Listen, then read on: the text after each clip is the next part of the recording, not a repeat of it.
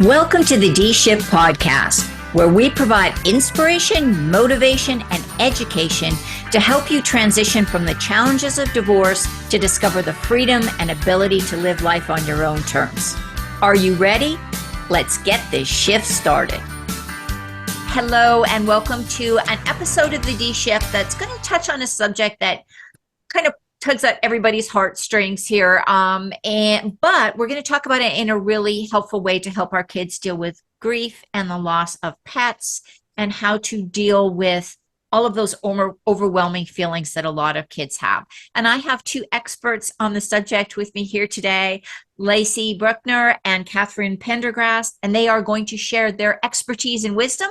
And I'm going to let them introduce themselves as well so that you get an understanding for where they're coming from and why they have the knowledge about this. So take it away, ladies.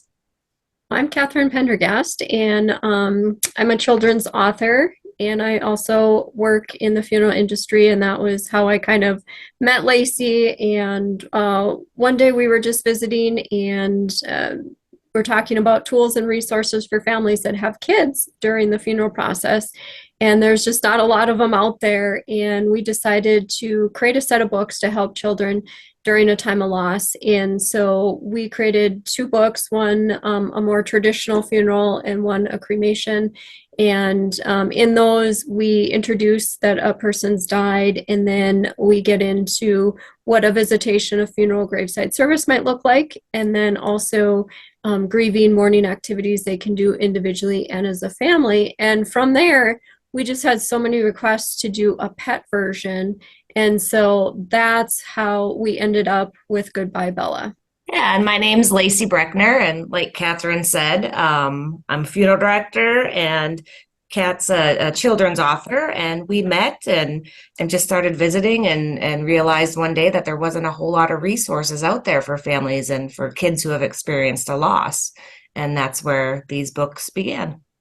Well, it's such an important area. I mean, I've had Michelle Benyo on the podcast way back when I started over a year ago, and she spoke about helping kids deal with the loss of a sibling, but she really focuses on how to parent through that. But your books and your information is really geared to helping your kids manage that grieving process, is what I'm hearing. Is that correct? Absolutely. And just to give families a tool and a resource to open the door to start having those conversations with your children. We often don't know what to say or how to say it or how to even approach it. And these books kind of bridge that gap and help families start that conversation. Yeah, and that can be a really tough one because a lot of adults are uncomfortable talking about death. And whether it's death of a family member or family friend, or whether it's the death of a pet, I grew up on a farm, so we kind of, the cycle of life, Hakuna Matata, everything was happening. But for a lot of kids, the death of a pet is really their first experience with death, and so it can be really difficult. What are some of the tips or the strategies or the conversation topics that you find are helpful for parents to use to start these conversations? I think Lacie and I, we were just talking the other day about simple language, making sure that you're not trying to overcomplicate it and just being pretty real and simple, and not necessarily having to elaborate on the answers, but when they're satisfied to, kind of stop at that moment. And anytime it comes up later on, grief can be a long process. And so it might be months or a year later that they haven't even talked about that pet. And then suddenly they're talking about them, and to give them the opportunity to voice their feelings and have the conversation at any point in time. Lacie, did you want to add to that? Absolutely. I think children, number one, I think maybe understand more than we sometimes give them credit for. And like Katherine said, a lot of times they're satisfied with simple answers. So if they're asking questions, around death, I think we feel as parents that we got to give some big elaborate explanation, and we don't necessarily have to do so. Give them nice, simple answers. And if they have more questions, they're going to ask. What do you think is the biggest stumbling block, or the biggest, I don't want to say mistake, because I don't want parents to feel that anything they do is really a mistake. I mean, however you approach it is your method of dealing with this. But what do you think is the biggest stumbling block that parents have, or maybe not even parents, maybe it's grandparents that are having a difficulty talking about it? Well, I think we want to protect our kids, and I think we're afraid of scaring them or making it harder for them. So, we try to avoid real words like using the word die, death, and dying. And it's okay to use those words. It's okay to label death as what it is. It's a reality that is in all of our lives. That's the one thing we know for sure is this physical body will die, and it doesn't have to be scary. It can be a beautiful thing, and it's okay to use those words. One thing we've talked about is letting the child kind of lead in how involved they want to be. Some kids, they're very interested and want to be very involved, and other kids maybe not quite as much, but not really forcing them to do anything that they don't want to do. But also allowing them to be part of the family and be part of that grieving, the mourning, and part of that person or animal dying.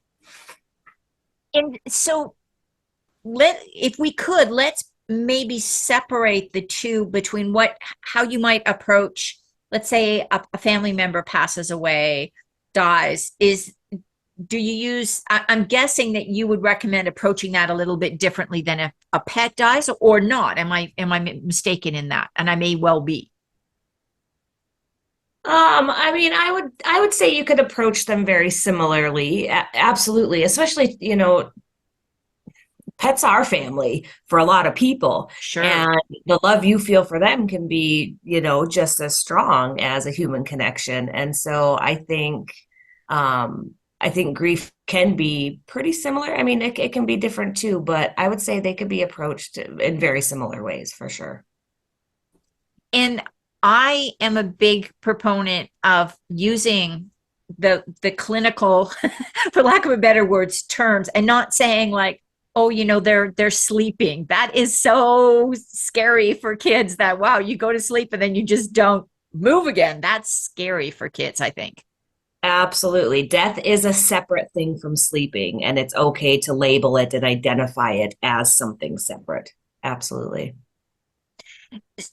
You both got together and decided to write these books, and I saw on your book list that there are books on, like you said, Katherine, for a funeral, and then for cremation, and then you wrote the pet books. Which came first, and how did that all come about? Well, the funeral books really came first. We were visiting and wanted to create a tool or resource that families could have during the funeral process. We couldn't even find a book out there that showed anybody in a casket. And that's such an important conversation that I could have with my son, showing, okay, grandma is not going to look exactly like she did when she was alive. Having that conversation that you might even see grandma in the casket, or you might not, however that funeral is going to look, but you can have that conversation beforehand versus having a surprise or, a scary unknown, I guess, before the funeral. And so we really wanted to provide that tool and resource. And so we did that, and then wonderful feedback from that, lots of things that people wanted us to do, and one of those was to do a pet version. And so after Lacie and we've lost quite a few pets, I feel like, in just the last year here. And so it was time that we really put that together and helped a lot of families that have pets as well. And I've got to tell you, I can remember, it's interesting because after we had our conversation a little bit ago, I was thinking about the first time in my family, everybody got cremated. So, we had more of a memorial service. I mean, we knew the person was dead. The urn was there. We understood that was the person's cremains and all that kind of stuff. But The first time I went to a different family's funeral, and they actually had an open casket, and that freaked me out. And I was about 9. I remember vividly walking in the church, and there was the body, and I can remember how shocked that was. My mom and dad were there and explained it to me, but I think if kids knew that that was coming, that would really help alleviate some of that. Absolutely. And that was kind of one of the goals of our books, was to kind of give kids a little bit of a heads up on what they might experience. How do people find out about your books? Do funeral directors know that those publications are out there and they're able to recommend them to the families? Because I know that's a really distressing time for a lot of families. I'm sure their first thought isn't, let's go on Amazon and check for some books. Like, how do people find out about the resources in a timely manner? Yeah, it's wonderful when the funeral home has them on hand. Most funeral homes that we work with, they'll order quite a few of them and just have them available for their families to either give away or to purchase. Each one is pretty personalized in that kids can write in them, they can draw in them, put a picture of their loved one right in there. And so sometimes it's nice to have quite a few of those to just help families along. And not every funeral director is a parent or has a lot of experience with kids. And so this actually really is a tool for the funeral directors too, to help their families in a different way that they might not have been able to do before. Well, I'm glad there are resources out there, because I know how difficult it is for families. The younger the child is, it seems the more challenging it is for the family to be able to really get the necessary information out. What about the pet books? I understand that you had some losses of pets, and I've had a rough couple of years this last couple of years too myself, with my aging pet population on the farm here. It's been kind of depressing at times. When should families start having these conversations with kids? If the pets are starting to get up there into their mid to late teens, depending on what species it is, obviously, but how do you recommend that families start approaching that? In the pet version of the book, Goodbye Bella, Bella's getting older. She's a Great Dane, similar to my Great Danes that I had. And they go to the vet. They find out that Bella's not going to be around very much longer. And so the little girl, she's pretty worried that she's not going to be there when Bella actually dies, and isn't really going to have that special goodbye that she wants to give her. And so she comes up with a pretty creative way to say goodbye to Bella and appreciate the time that they do have left, even though it's pretty hard at times. It's pretty emotional to see her maybe having accidents or not being as playful, some of those things that just come with age. And so kind of showing kids that we have to be kind of patient with our older animals and love them to the end. And so I think when you know that pet is not going to be around much longer, it's really a perfect time to start having those conversations that we need to be patient. We need to, love on our dogs and our animals as they're passing. And then in the end, we end up, they adopt a new dog. So they end up loving again. And so showing that we have a lot of love in our hearts and we're able to eventually love again, even though it might be a little hard and there might be some challenges with that too. But just because you've experienced loss doesn't mean that you can't love down the road. What a powerful message for kids. That really is. Lacie, how did you I think you live on a farm, right? You're on a farm. We do. That's Yes. right. So how was it different for you getting involved in the pet book than the actual like the how to deal with the death of a family member, or was it kind of natural for you to do both? Yeah, I would say it's more natural. They just kind of it evolved so easily from the first ones, kind of a neat little experience we had out here is we recently did adopt a new dog, and my little 11-year-old daughter I suppose it had been maybe 6, 8 months since our little Layla had passed, and my little 11-year-old, after we got our new dog Keto, looked at me one day with tears, and she said, "Mom, I feel really guilty." And I said, "Well, why do you feel guilty?" "Well, because I really start to love this new dog that we have, and does that mean that I don't love Layla anymore?" And I looked at her and I said, "Honey, we have enough love in our hearts to love more animals. And Layla's not here with us right now, and that's okay, but because she's not here, she wouldn't, want us to love again if we can. And we found a new dog that needs a home and can provide that, and it's okay to love again." Yeah, and that is so hard. I mean, I'm sitting here really trying not to cry right now. I mean, it's just because I'm thinking like I lost two of my guys last year, and then I had two horses that I lost last year, and it was just like I said, it was just bad. But I think that message of we can still love and honor our pets that have gone on before us, and still have room in our hearts for new pets and new animals in the family is so powerful for kids. Absolutely. If you were to advise people, and I know you don't advise people on this, so maybe I'm asking you a bad question. Is it healthy or helpful for kids to be present at the death of an animal? I'm not, or a parent or grandparent. I mean, is there?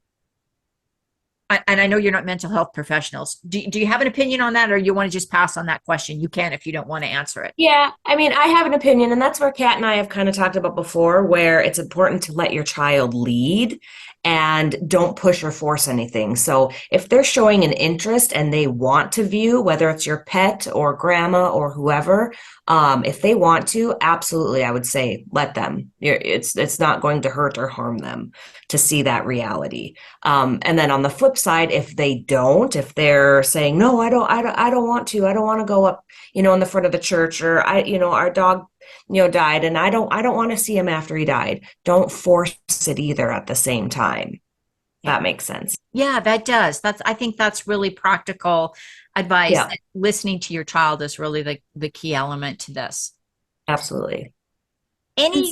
Oh, I'm sorry, Catherine, go ahead. No, I was just going to say, a lot of times when I'm writing my books, I go back to my eyes as a child, what I wanted to do or see, or how I would have wanted someone to communicate to me as a child.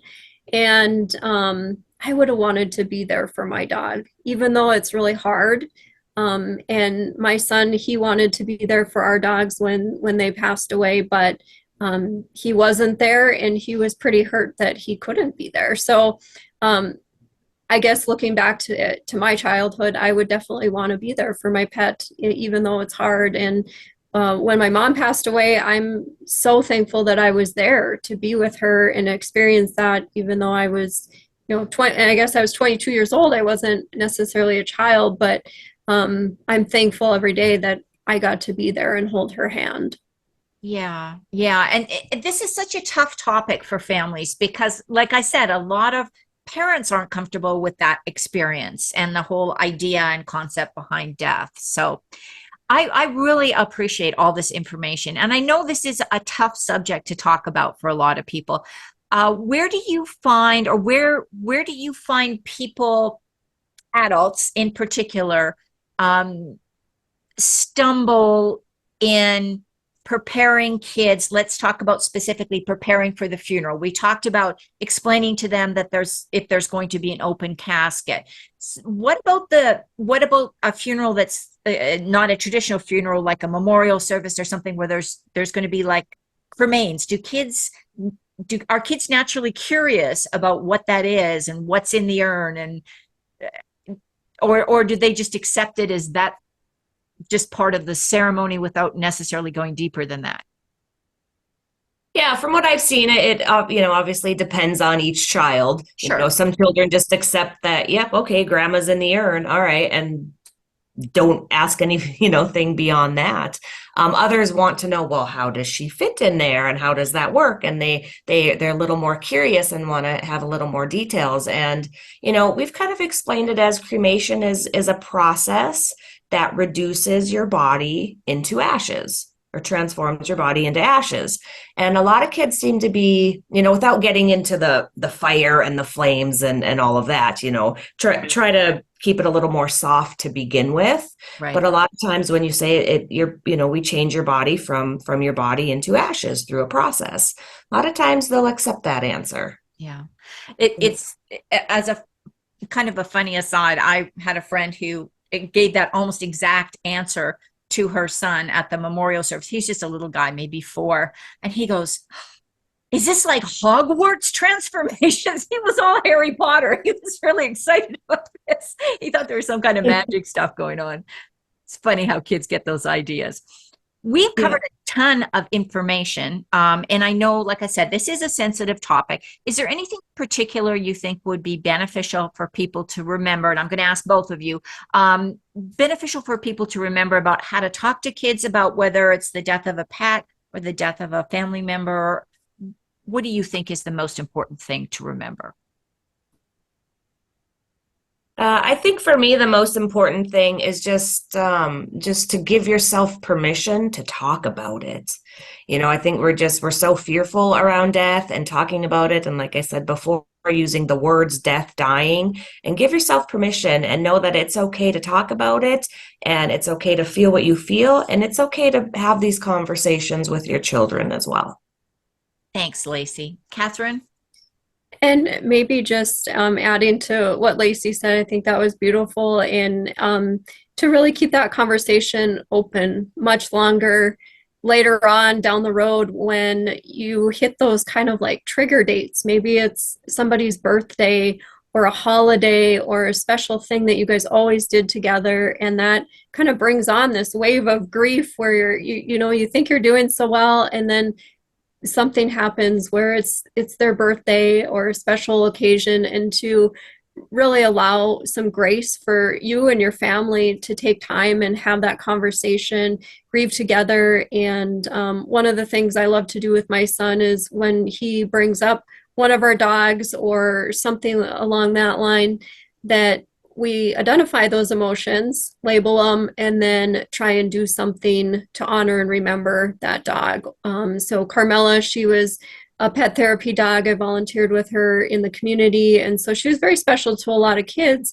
But the other day, my son was really missing her. And so we looked at a bunch of old videos and photos of her. And he just felt so much better by actually having the conversation and doing something. Thank you. I appreciate both of you giving that information, because I think that's really key for parents to kind of walk away and keep that at the top of their mind. So you have mentioned your books. Can you tell people where they can get hold of the books, and if you have any other information or resources or anything you want to share? Yep. So the books are available on Amazon, all book-selling retailers out there. They're also available directly on my website, katsocks.com, KATSSOCKS.com. And for funeral homes or other counselors or anybody that would want wholesale, we do have that available as well.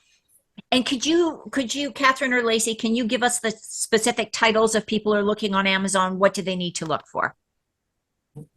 So the funeral books are In Loving Memory, A Children's Journey to Understanding the Funeral Process. They can search by us as authors too, and then Goodbye Bella, A Pet Loss Story is the official titles. Great. And thank you. And so I'm going to encourage you, if you are listening in and you are dealing with the loss of a family member or a pet, or a family that is, this could be a fantastic resource to give them. Lacie and Katherine, thank you so much for your time and your wisdom and expertise on this. And I so appreciate you. I so appreciate that you've written these books, because I think this is going to be such a valuable resource for people going through this. I'd like to thank you all for listening in to the D Shift, and don't forget to check us out next week. Thanks for listening and supporting the D Shift podcast. If you would like to attend live trainings by our amazing guests and have a chance to ask questions and get answers from our experts, join the D Shift crew. For more details and to sign up, head on over to www.divorcecoachforwomen and click on the podcast page.